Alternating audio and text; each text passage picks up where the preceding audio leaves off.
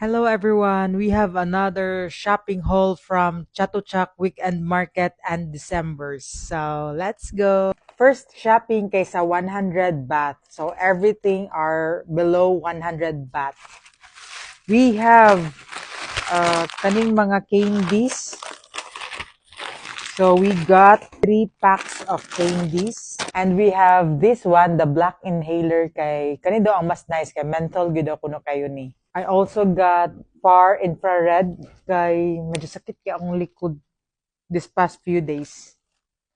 And of course, the 2-in-1 inhaler mo sad ni ang sikat nga pasalubong. We got 2 of this. And nakita nila ko siya sa TikTok, so sikat po ni siya ang Jelly Me Apple Cider. So I want to try this one. We also got the 12 pieces of Hong Tai kay sikat sad ni siya nga pasalubong. We also have Snake brand, so kaning purple among gikuha. By the way, duha di among gipalit ani, so ang isa is Prickly Heat, so ilang original, plus the purple. We also have 2 pieces of face mask. And nakita na ako siya permi kang Enchong sa iyang mga vlogs or sa videos. So, ang pastel inhaler. I also got this one. Next is kanina pod. This is from Chatuchak Market as well. So, we have elephant pants.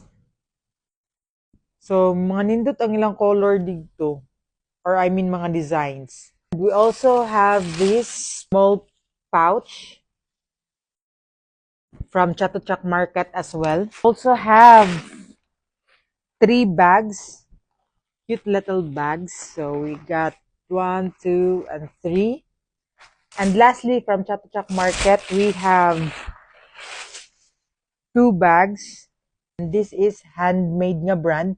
Kani gid yung pilion if mangita mo sa Chatuchak Market or anywhere kay nindot kayo siya kay handmade gid siya nga literal.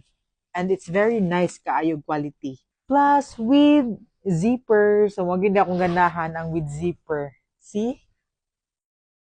Lastly, from December, we got 3 items from December. So this one, ang vest. We also got this one. And lastly, this color. That's it. That's the end of our Chatuchak Market haul as well as December haul. So until next time, bye!